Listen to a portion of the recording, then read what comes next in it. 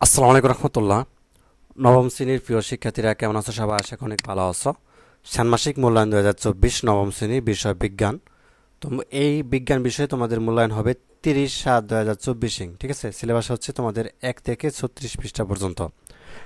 আর যেহেতু বিজ্ঞান একটি অনুশীলন রয়েছে, তো তোমাদের মূলত যে দুইটি খণ্ড রয়েছে, এই দুইটি খণ্ড থেকে বিজ্ঞান শুধু একটি বিষয় কিন্তু মূল্যায়ন হবে, আর যেটা রয়েছে বিজ্ঞান অনুশীলন, এখান থেকে তোমাদের মূল্যায়নগুলো করা হবে। ঠিক আছে, আর অনুসন্ধান যে পাঠ রয়েছে ওটার সাথে বিজ্ঞান অনুশীলন কিন্তু সম্পর্কিত, কাজে দুটি মিলে হচ্ছে বিজ্ঞান। এই বিজ্ঞান থেকে তোমাদের হচ্ছে বিশেষ করে বিজ্ঞান অনুশীলন যে বইটা রয়েছে এটা থেকে কিন্তু মূল্যায়ন হবে।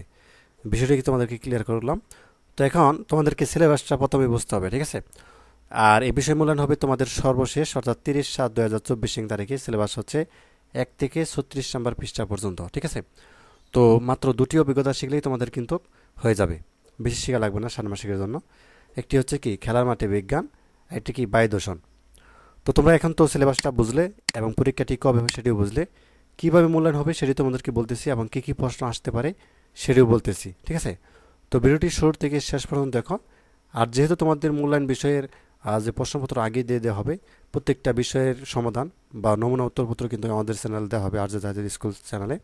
তো সেখান থেকে দেখে তুমি যদি মূল্যায়ন পরীক্ষা দাও বা হচ্ছে লেখো, অবশ্যই ত্রিভুজ পাবে। ঠিক আছে, তো যা হোক এখানে তোমাদেরকে দেখো, যেমন খেলার মাঠে বিজ্ঞান, ঠিক আছে, একটা অভিজ্ঞতার নাম। তো এই অভিজ্ঞতা থেকে কী কী বিষয় আসলে প্রশ্ন আসতে পারে মূল্যায়নের জন্য আমরা যদি একটু দেখি। তোমরা ইতিমধ্যে বইয়ের মধ্যে কিন্তু এগুলো করেছ।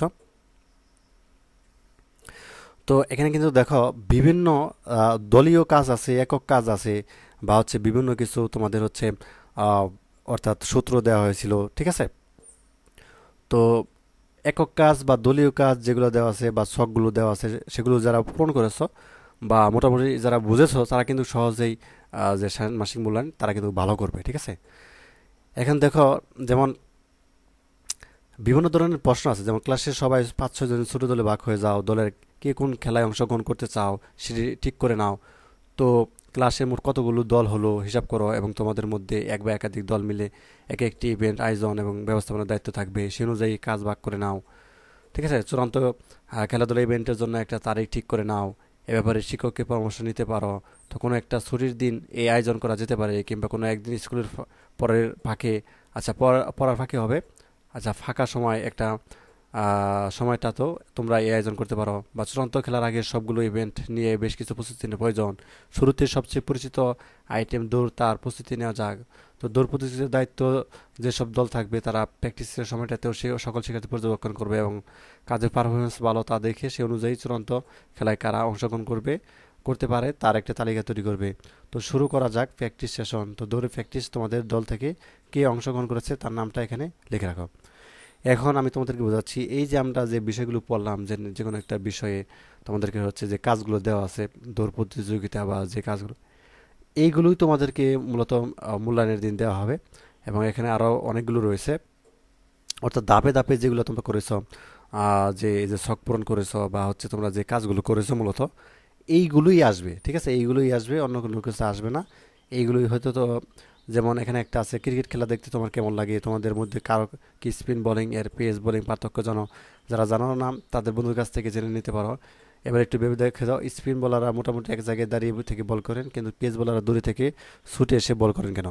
তাহলে এরকমভাবে আসলে প্রশ্ন করা হবে, বিভিন্ন টাইপের প্রশ্ন করা হবে বা বিভিন্ন দলীয় কাজ বা একক কাজ দেওয়া হবে।